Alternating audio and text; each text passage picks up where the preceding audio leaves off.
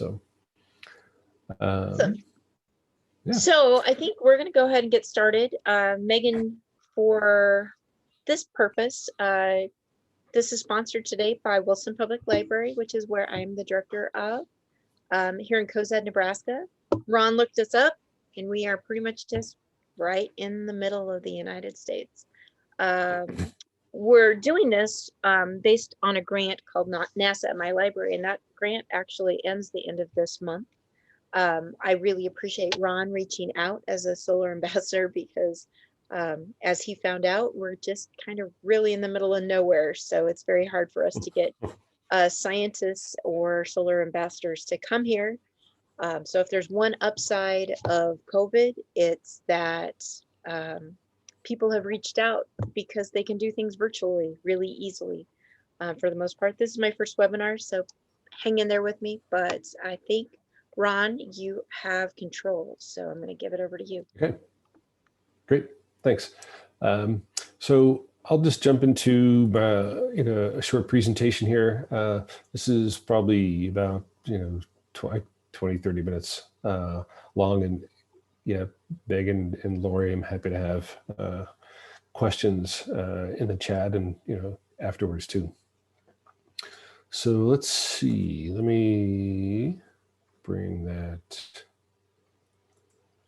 Let me do start my share. So here you go. It's space travel for thousands of people, and Virgin Galactic is targeting to start their flights in the first quarter next year, and Blue Origin, they haven't given a date, but they also seem really close too. So in history, there's really a few ways that people have been getting to orbit since starting in 1961. The Mercury, Gemini, Apollo rockets, the Russian Soyuz that is taking people to the space station, and the space shuttle. Oh, and I should add to this the new SpaceX Dragon, because they just flew for the first time, taking people to orbit.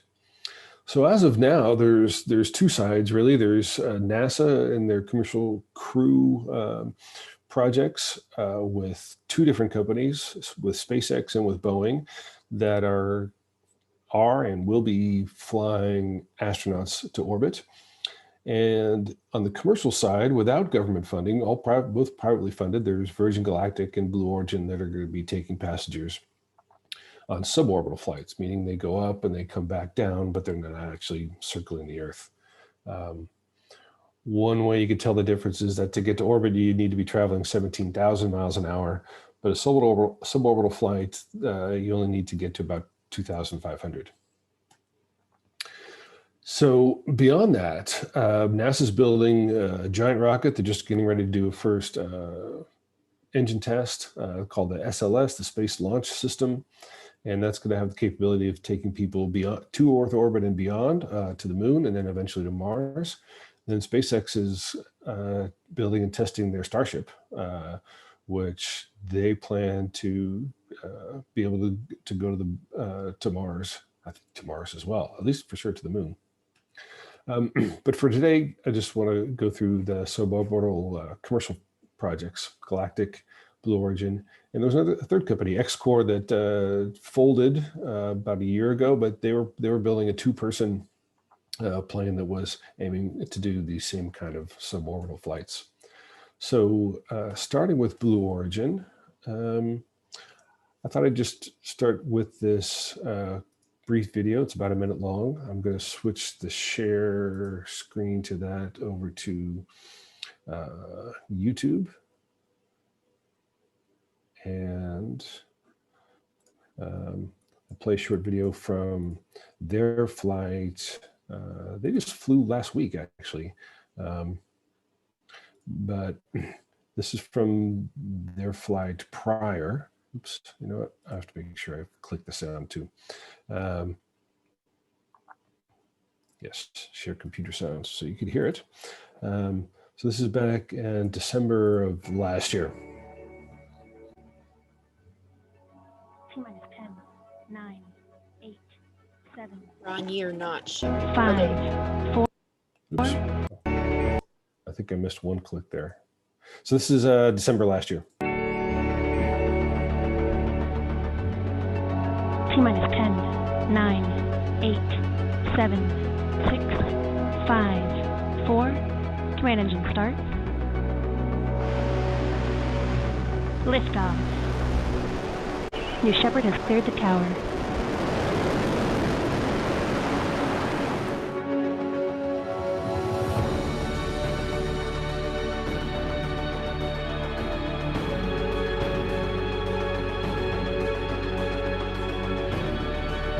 Engine restart.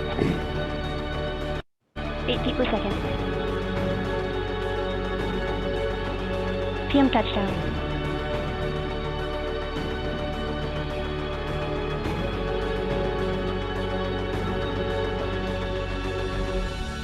Capsule touchdown.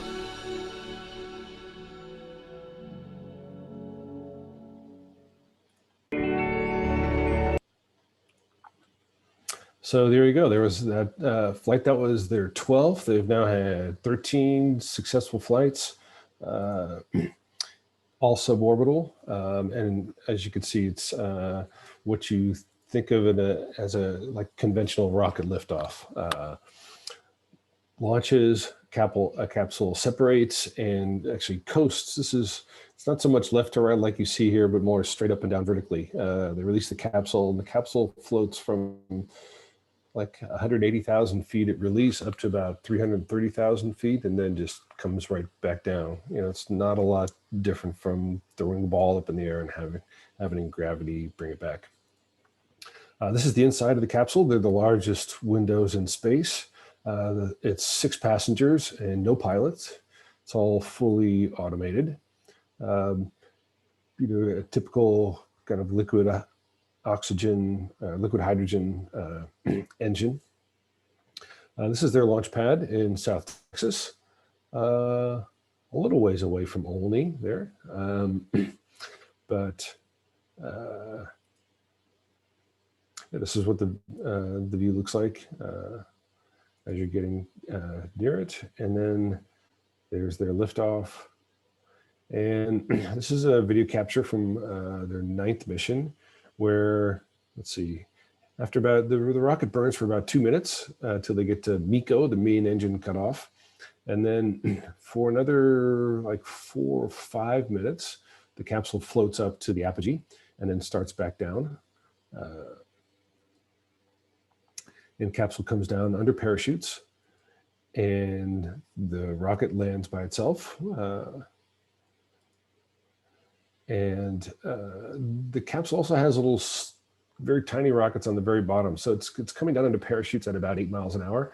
And then right before it hits, it fires the rockets at the bottom of the capsule to give a very soft landing. So that's what it looks like after one of the missions. You can maybe see there in the window, it looks like a person. That's actually a mannequin that they called Mannequin Skywalker. That they flew with sensors and everything to monitor loads and gravity and forces and things. So yeah, they've also flown student postcards and science experiments. I'll get to some of those later on. I think you saw probably some of the postcards in the movie. So that's the Blue Origin flight. All in all, it takes about 11 minutes from liftoff to landing. And so over to Virgin Galactic.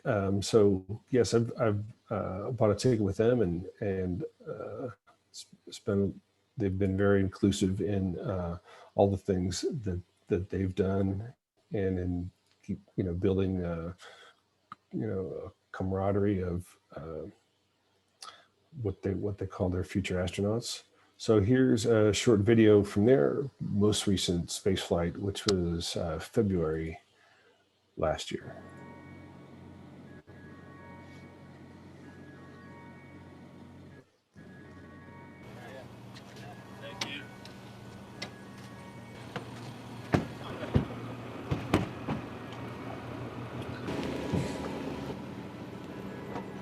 The woman in that image is Beth Moses, and she flew in the back of the passenger cabin as a evaluator. She's the chief astronaut trainer for Galactic. So she was actually able to unbuckle and float around.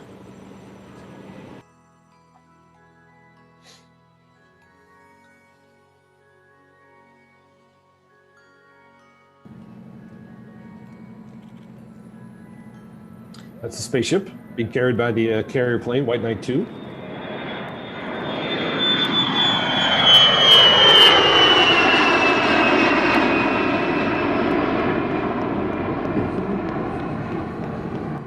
Three, two, one, release, release, release. Fire. Fire.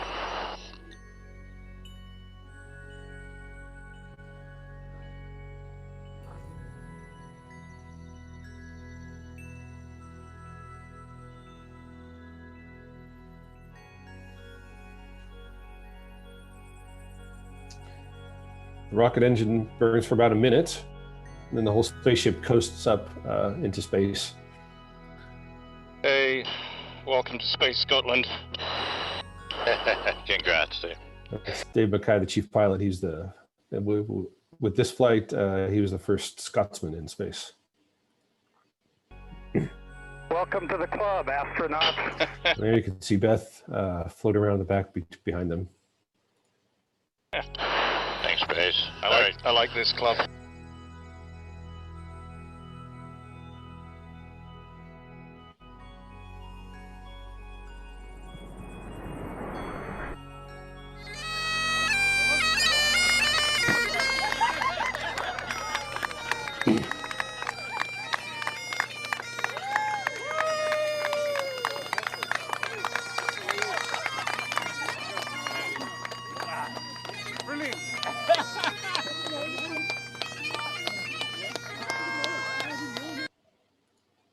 So there you go. Very different kind of system. So let's see. What does a flight cost on New Shepard? They haven't released pricing yet, so we don't know. Virgin Galactic, when they started, they were charging $200,000 for a ticket, then raised it to $250,000, and then stopped selling tickets. So they haven't actually actively sold tickets for 3 or 4 years now, and they're opening that back up. And they actually think the cost might be higher. And then let's see, who steers the capsule, or is it steered? And is the rocket reusable? For Blue Origin, the capsule isn't really steered at all. It's just, I don't think there's any motors or anything that can push it, left, right. It's it's really just an arc that it flies. So I think it's more just dependent on the wind. But I'm sure there's done a lot of analysis to make sure that it doesn't land somewhere where they can't recover it. And yes, the rocket is reusable. That one that they used there, I think was on its 6th time. And then Beth, no, she had glasses on, but not a helmet. And then Megan asked how many people are signed up. So for Virgin Galactic, they have 600 plus people signed up and have bought tickets. And Blue Origin has not started selling tickets yet. So let me jump back into a little more detail on the Galactic flight. You can see that that's a very different system. Here's a picture of Spaceship Unity with the people that built and are testing here.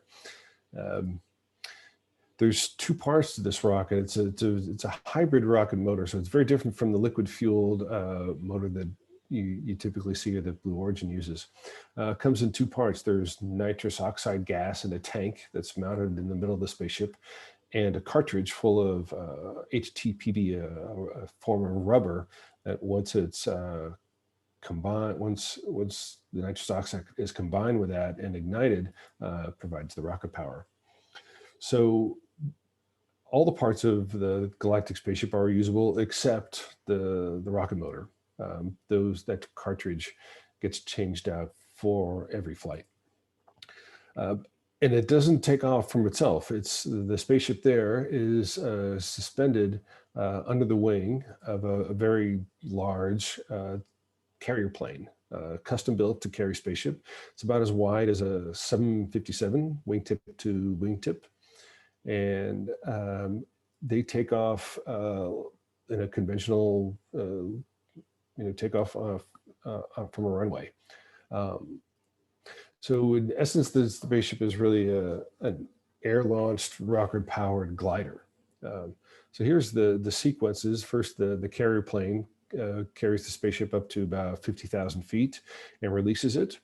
And the spaceship flies horizontal for a few seconds till it breaks the sound barrier, and then points straight up, and then the pilots do their best job to keep it pointed right, as straight up as they can. And then it floats up into space, and then gravity starts bringing it back down. One of the innovations that happen here, you'll see in the drawing there below number 3, is that the tail booms on the spaceship fold back. And that design ensures that it will always come in the right orientation. It won't be sideways or backwards. And then as the spaceship gets lower, they drop the tail booms, and the spaceship glides down to the same runway that it took off from. All those flights are going to happen in Mexico. The state of New Mexico built the spaceport there. It's, let's see, southeast of Albuquerque, out in the middle of the desert, and right next to White Sands Missile Range. So they're assured of having clear airspace when they need it. And there's a few photos from the release and flight. Spaceship drops off. It looks like it's kind of falling, but it's really not. It's going 500 miles an hour straight, and the carrier plane, because it doesn't have the weight of the spaceship, really just kind of flies up and away from it. Lights the rocket motor, goes zooming away, and rocket motor burns for about a minute, and the spaceship then by itself just coasts up to space. That little white string there in the center, that's actually the exhaust from the rocket burn. And this is the spaceship on its way up. Once they're up there, like with Blue Origin, you'll see thousands of miles in any direction. And interestingly, both Blue Origin and Galactic, both those trips give you about the same amount of weightlessness at about the same altitude. There's a photo of California Central Valley with the Sierra Nevada Mountains and Pacific Ocean out there. So this is Burt Rutan, who designed the spaceship. He's a well-known genius air designer, and here you see the sequence of what they call the feathering, or the raising of the tail booms. It was his idea that was really out of the box thinking that makes the whole thing possible. Also, by doing that, you're presenting the big flat part of the spaceship into the air as it comes back to the air and helps slow it down. That's a long distance photo of the spaceship on the way down. And there it is gliding back to the runway. Another interesting thing is that they don't use a wheel in the front. They use a block of wood. It's simpler, and they don't need wheel steering. And it's an easy solution. So science experiments, both Blue Origin and Galactic are flying experiments. And this, I just want to touch a little bit on NASA's participation, because they really, while they're both ventures are privately funded, NASA is doing a lot to help make those happen. NASA has something called the Flight Opportunities Program, where they fund companies that are using rocket-powered vehicles or balloons or aircraft that fly parabolas to give weightlessness, to help further technologies that NASA can use in the future. So here's an experimenter with like a 3D printing type of a device flown on a parabolic flight. Blue Origin's most recent flight, just last week, used NASA funding and technologies that they'll share with NASA to make it easier to land on the moon. So just like the rocket booster comes down and uses a rocket to slow itself down in a powered landing on the moon will be very much the same thing. So they're developing sensors that could be very similar to what eventually gets used on NASA vehicles landing on the moon. Blue Origin is also partnering with different NASA organizations. This is an experiment from the NASA Goddard Flight Center, looking at thermal properties of coolers, that could aid future spaceflight. Virgin Galactic just announced last week that they've selected Alan Stern, his picture there, to fly with science payloads on a future Virgin Galactic flight. He's with the Southwest Research Institute, and if you followed the Pluto mission to New Horizons, you might recognize him as the principal investigator for that mission. And there's a depiction in the lower right of what it would look like with a scientist flying with their experiments and research experiments that they could monitor during the flight. NASA also is partnering with Virgin Galactic to develop supersonic technology for point-to-point travel. It's like this would be a successor to the Concorde. And in June, NASA signed an agreement with Virgin Galactic to purchase Virgin Galactic flights to fly NASA astronauts and as part of their training before they go into space.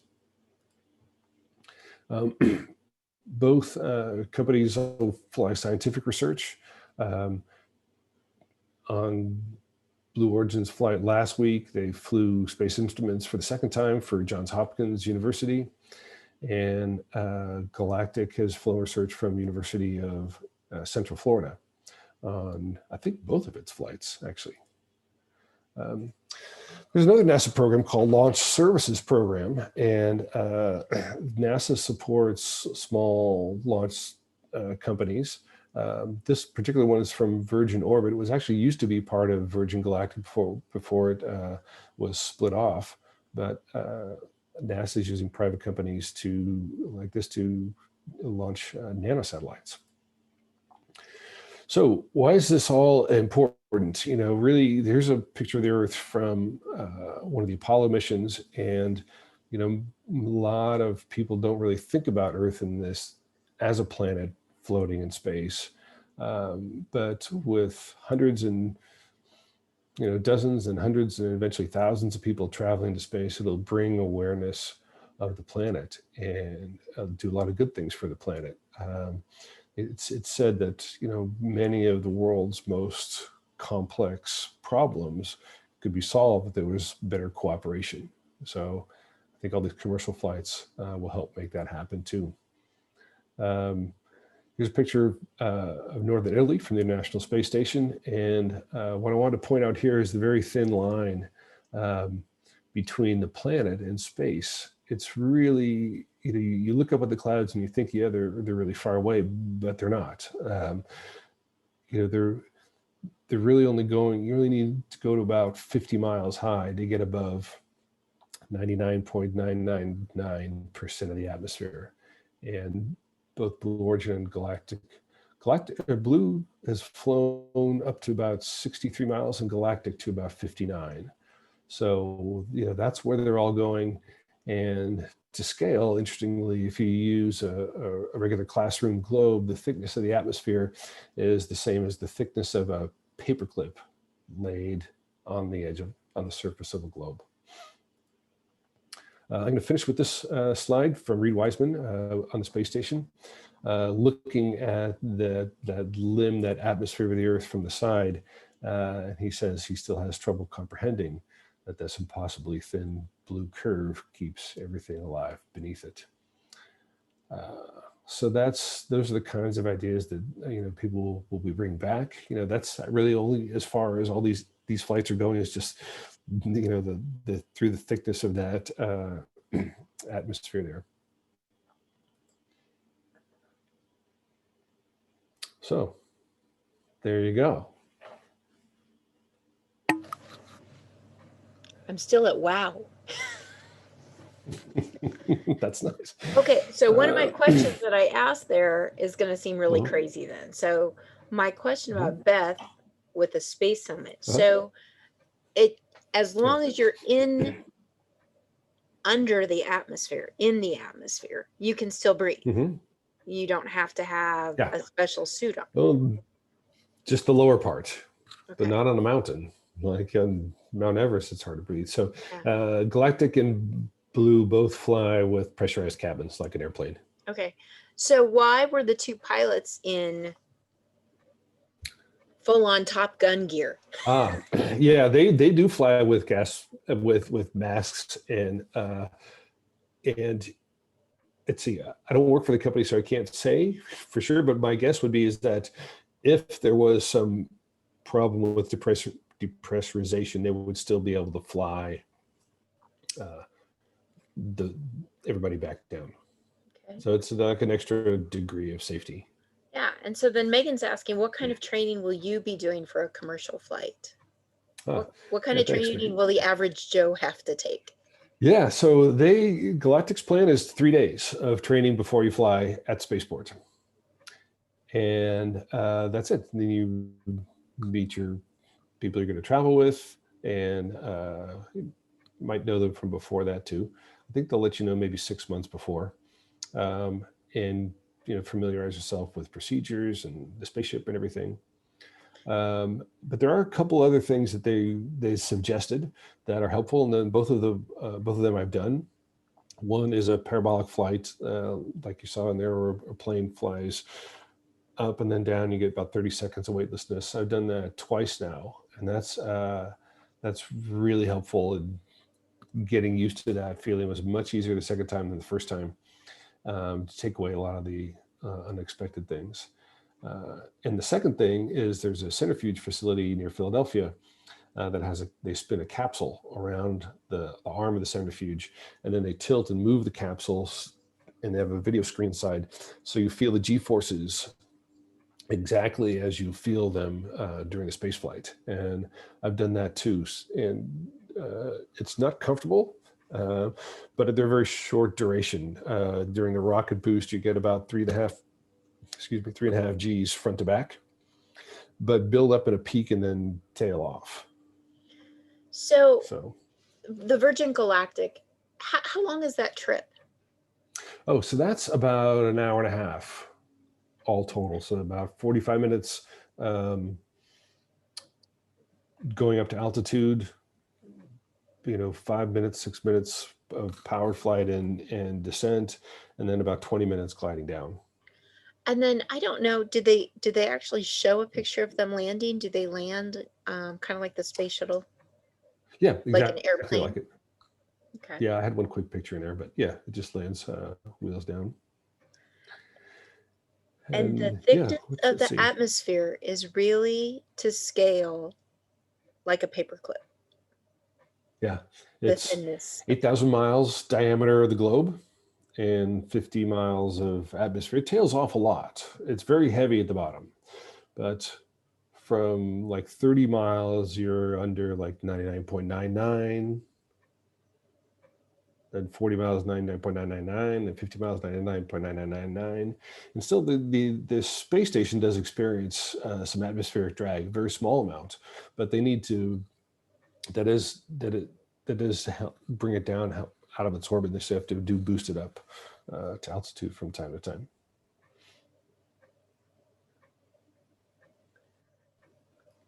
I just keep thinking of more questions. Like, okay, how ridiculous? Take your time. We have plenty of time. So you asked, can anyone visit spaceport? Not now. They did have a company, a tourist company, where you could go to a town called Truth or Consequences, New Mexico. It's the nearest town of any size. To spaceport, and they would bring you through, but I'm not sure that they're offering those anymore. It's a secured location, so you can't just drive up to the gates. Okay. Megan also said, what do they say to prepare you for the trip? Oh, let's see. Well, it's still a ways off for most of us. But I've talked to Beth a few times. She's the chief astronaut trainer, is her official role. She worked for NASA as an engineer on space station components for about 20 years. And a lot of it is focused on mindset and how to make the most of it and get the most out of this, experience. Will be, it's life-changing for many people. Maybe you want to be bouncing around, zooming around the capsule and doing somersaults. Maybe you just want to hold on in the window and look at things go by. I think they're going to try and group people a little bit based on that. So you are weightless at that point, though. Yeah, as soon as the rocket engine cuts off in both vehicles, you're weightless. Okay. And you're weightless as you're floating up, and for a lot of the way down, until you start to hit the thicker parts of the air. Okay. We did have another attendee jump on. Yeah, I see. Ronnie. Yes, and Ronnie. Ronnie, we are taking questions in the chat. I guess I should look over. I don't have any in the Q&A. So if you have any questions, Ronnie, feel free to type those in there. And Ron. Yeah, Ronnie, also be curious to see where you're joining from. And how you heard about us today. Yeah. So it intrigues me, the partnership, the collaboration. I don't know if it's collaboration, but partnership with NASA. I guess since you're a NASA Solar Ambassador, one of my questions is, how does NASA really feel about launching everyday citizens up into space? I think NASA's enthusiastic about it. I've talked to some flown astronauts, some NASA astronauts, and my expectation was there's probably some of them that don't think we should be called astronauts, because obviously they're a whole different approach, a whole different set of requirements and devotion and effort to be an astronaut. So I think having all these space tourists say that, hey, we're astronauts, and might kind of dilute the word astronaut, or what it means to different people, the cachet of it. But I think NASA as an organization is very supportive. I've seen Jim Bridenstine, the NASA administrator, talk, and he's all very positive about getting people to space. I think that's one thing that's unique about space. While there's a lot of competition, there's also a lot of great support for one another. I don't think anybody in the space industry wishes that their competitor has a rocket crash or anything like that. I think there's a lot of really heartfelt enthusiasm for getting there, and everybody knows it's really hard. Yeah, I was just thinking when you were talking about that, like Nebraska has had one astronaut, and yes, I've read his book. Yeah. Yes, Clayton Yiter. And yes. Yeah. I want to say it took him like 13 tries before he was actually accepted as an astronaut. So yes. I would love to get his perspective on, buying a ticket and being able to go up after 3 days of preparation. There's someone else. I've read his book. He's great. Clayton Anderson. Yeah. Yes. He did try it like 13, 14 times. It's a really good book. He has a great perspective on it. I'm sure you could find YouTube videos where he talks about it, or just ask him. I think most people, if you're on Twitter, especially if you're coming from a library in Nebraska, and you say, hey, what are a couple things, he very well might answer that. So awesome. Wouldn't be afraid to reach out. Megan had another question. Are you nervous for the space flight? Yes, I do a lot of work with students, and they've asked me that, and I don't feel nervous. No, I'm not. But that's a little bit of just my makeup, and that I'm fine, standing on the edge of a building looking down or whatever. But I'm more excited, I think, than nervous. My turn, since I'm about halfway through their list, would be at around their 60th flight. So it'll be pretty well understood. Yeah, and that's kind of my thinking now. I wish I had bought my ticket sooner, because they're getting all the kinks out now. they're not going to fly when they think there's any little chance of something going wrong. So you kind of alluded to this as far as having scientific experiments on those flights. Mm-hmm. But because they're not really long flights like we think of, in the International Space Station, or just what can you do in an hour and a half for a science Ooh, well, experiment? really, yeah, I think most of the science really happens in just the 5 minutes or so of weightlessness. And that's not that much, but still the cost of it and the duration is beneficial to scientists. Any amount of weightlessness is helpful. And typically what researchers will do, they'll use a drop tower where like they have a 4 or 5 story building and they'll just pump all the air out of a tube and then let something fall, and they can get maybe 5 seconds of weightlessness. That's not terribly expensive to do. The cost for commercial flights suborbital like this is more than that, but it's still way less than sending something to orbit. So it opens up a whole like less expensive way to do things. And I know you did a great job of talking about how NASA can use some of these technologies when they're, say, working on flights to Mars. But besides the fact of people just getting a better idea of our pale blue dot, what other do you see other benefits for just normal people doing this? Yeah, I think it just changes people's perspective. I've talked to a lot of NASA astronauts, and there's that have flown, and there's just a thinking that they have globally that's enhanced or elevated. It's informed and enlightened. It's hard to say. I think it's really difficult to predict when, there's like in Galactic's case, they have, I think, more than 30 people that'll be the first man or woman from their country to go to space.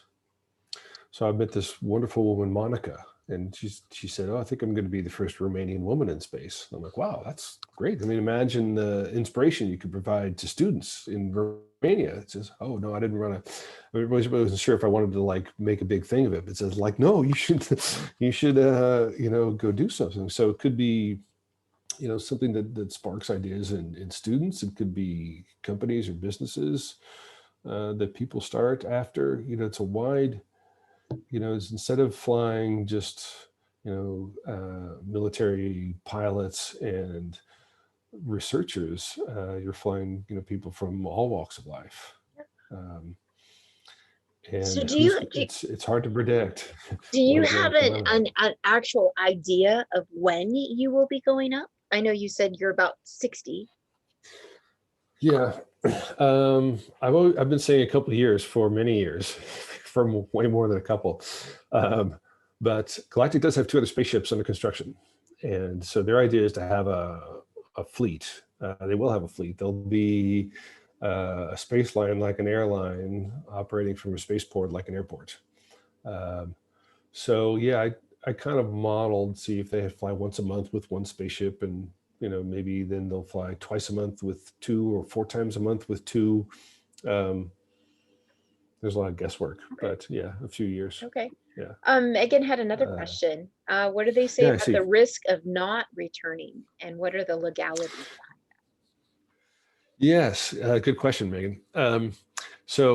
Well, for one, you'll definitely be coming back one way or the other on either flight. Gravity will bring you down. I like your positive spin on that. in one state or another. They do have, the Galactic has a contract that you sign. It's like a clause of carriage where you say yes. And this was part of, a lot of this was working with the FCC, saying if you're going to carry customers, this is very highly, both of those operations are very highly regulated by the FCC. They have to apply for launch licenses. They have to have their systems validated and qualified. But but there is part of the contract that says, yes, I realize that I'm doing this risky thing, and it's my own call. So I don't think there's any. I think they're doing their best to avoid any like chance of being sued if something happens. Yeah.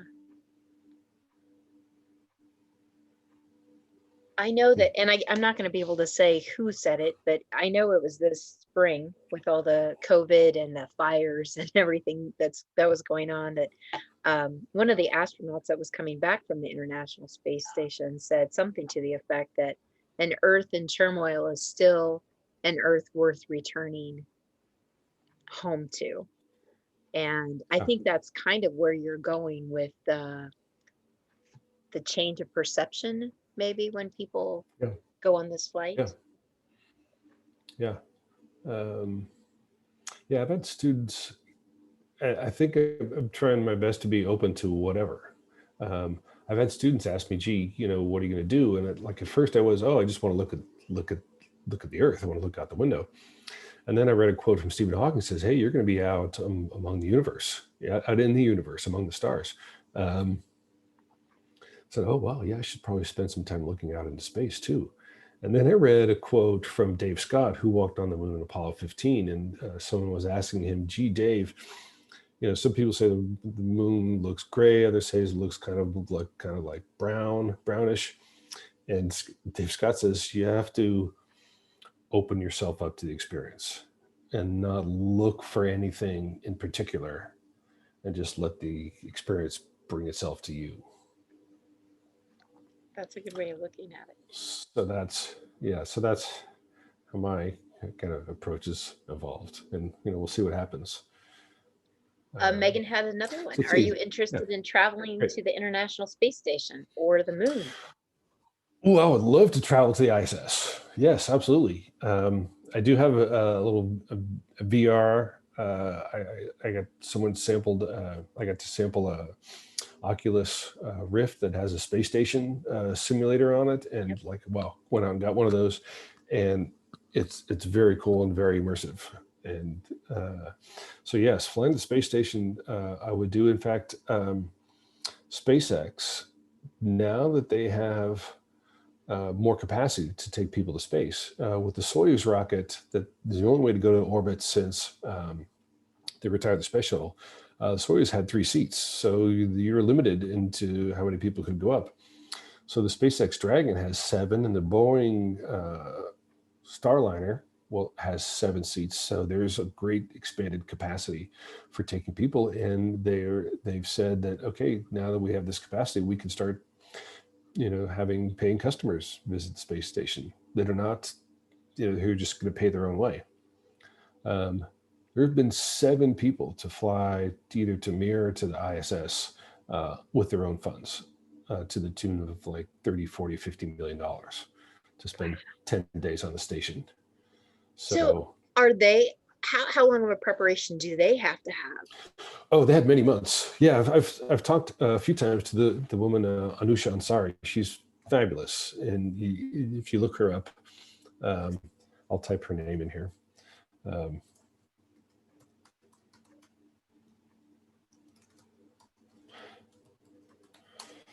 She's really devoted her life to inspiring students and, bringing together, forward thinking.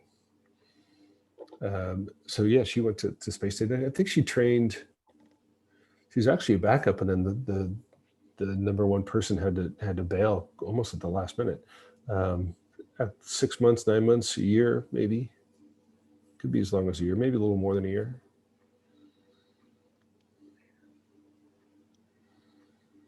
And where is she she's from? done a lot of outreach. Iran. She's Iran. Iranian. Yeah, she and her brothers had great success in a telecom company. Yeah. You have given me a lot to think about. I don't know if I would. I don't have a problem getting on an airplane, but I don't know if I would get on one of these or not. I might just have to keep my feet on the ground and keep looking up. Yeah. Megan or Ronnie, do either of you have an interest in going on, say, the Virgin Galactic? Or are you more like me, maybe staying on the ground and looking up? Yeah, Megarani, I'd be curious to know. This is just this is just the beginning of it. This is in the nascent phase. 10 years from now, 15 years from now. Yeah. Well, that's what we We'll were have that talking about, opportunity. Sure. I keep thinking of this as science fiction, and it's really reality, and that's just kind of overwhelming to me to think about. Yeah. Yeah. So Megan, you asked, let's see, what type of research is needed for commercial spaceflight? Research from a scientific point of view, I'm guessing. So what kind of experiments are they flying? What type of marketing research?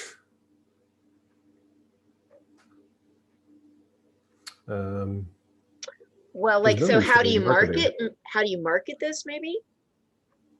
I mean, how is Virgin Galactic going to market the cost for going up develop the rocket for an hour and a half of time? Yeah. I know that they've done, market studies. I think they talk about that in their SEC filings because they went public. Yeah, of course, before they spend all this money to develop this, I want to make sure people are going to buy it. So I think that proved out just, I think it's just like a distribution of, income above a certain amount around the world. They know that there's, many, many people that will do this. And I'm sure Blue Origin is kind of. And Megan clarified it even more to develop the market. Yeah, to develop the market. Yeah, because you're definitely looking at a price point that a certain, no pun intended, stratosphere of people are going to be in. I mean, yeah, it's hard to say. I could only really guess at that. I would think it'd be a definite market research. I think a bucket list would be my marketing. I mean, yeah. It's definitely something you could bring elsewhere. Virgin Galactic is partially funded by an investment fund from Abu Dhabi. So yeah, if you could launch spaceships from New Mexico, you can really launch them in many places around the world. So, and I mean, I could even see that as marketing to universities, especially research universities.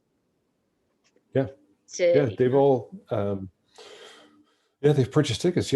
Part of this announcement with Alan Stern flying with a payload was that the Southwest Research Institute in Boulder has purchased several flights to fly with Virgin Galactic to do research. I guess it's kind of like when Kristen McAuliffe went up, she's the first teacher in space and teaching. You could still do things like that. I mean, if you're up there for a good hour. Yeah. I think there's an innate desire in many people to go do that. Oh, I agree. I think it would be fantastic. Now, push comes to shove, I'm not even the one who gets shot off the top of the Las Vegas hotel in that ride. It's like, no, I don't think so. I don't think that looks like a good idea. Yeah. But still, it's a big step, to go from the space station for $50 million to suborbital flight. For, $250. Some people spend that for a car. People buy Ferraris for $250,000. So, those people are out there. Yeah, those people aren't me, but that's all right. You can still dream. Like I said, bucket list, I think. Sure. Well, for sure, the hope, is that, the price over time will be more like the cost of a normal car. Like, commercial aviation in the very beginning was tremendously expensive, like to the tune of $100,000 in equivalent dollars, today's Yeah. dollars, something like Well, that, to and fly across the ocean. yeah, but you even talked about how this technology is helping. They're looking at trying to fly breaking the sound barrier, which it would be the new Concorde. I mean, the Yeah. Concorde wasn't cheap to fly by any means, No, for sure. but to talk about and getting that's here and there quickly. Yeah, and they've mentioned that as a possibility. It wouldn't be Spaceship Two, but a different kind of vehicle. Instead of pointing straight up, you point it out a little bit, and you could get across the Pacific Ocean in an hour or two. Yeah, and people would definitely, I think, pay for that. Yeah. So Megan, there's a future for you in point-to-point travel, as they call it. Perhaps. Well, are there any other questions, Ron? I'm so glad you joined us today. I learned tons. Like I said, just what you were saying overwhelms me a little bit in thinking, but that's because I stand and look up. I don't really think about the possibilities, and I didn't realize those possibilities were so close. Yeah. And so when you're showing the videos, I'm like, oh, they're beyond so close. They're here and they're happening, and I just haven't been paying attention. Yeah. No, it's very exciting. It's fun to be part of it, and it's fun to share that. So yeah. Well, when you actually fly, and putting this together. Yeah, when you actually fly, I would love to get a postcard saying that you did it, because that's great. amazing. Yeah. Well, I know they're going to welcome visitors to Spaceport, friends and family when people fly. That's part of the thing. Is that having people Well, maybe there when with you go, I can actually make it to New Mexico. I think I might get in a hot air balloon. I hope so. Maybe that's it. Maybe that's There the you go. start. Yeah.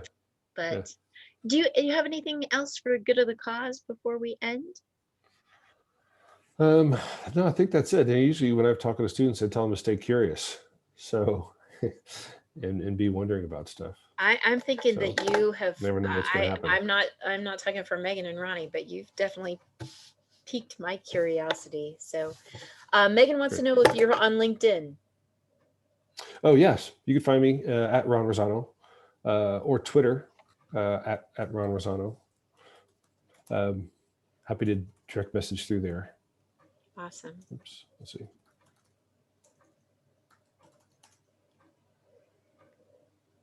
There, that should work. Yeah, that's better. I am on LinkedIn, but I don't do a lot of messaging through it, but Twitter is great. I was going to say, yeah, I'm assuming you're definitely going to be posting pictures once you Yeah, fly. well, by the time it's me, it'll be old hat. Well, not for you though. Old, but not for me, but no. Yeah, they will definitely be in the news for sure. Yeah. And they're actually Galactic's planning to fly their first space flight from New Mexico in the next month or so into space. Wow. So we'll definitely be watching out for You'll that. see that. Yeah. Megan and Ronnie, thank you for dropping in on us today. Sure appreciated that. Ron, again, thank you so much. I'll reach out again and see. I know you have a couple other talks, really interesting. So see if we can hook something else up again. Great. All right, thanks for joining Megan and Ronnie and Lori. Thanks so much for getting this together. It's great talking with you. All right. Have a great day, everybody. Cheers all. Okay.